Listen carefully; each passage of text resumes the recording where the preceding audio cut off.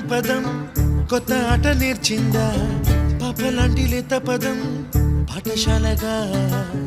కూనలమ్మ జానపదం పల్లె దాటి వచ్చిందా చవళిల జానతనం పాట చూపగా కుంచెలో దాగే చిత్రాలు ఎదురొచ్చేలా అంత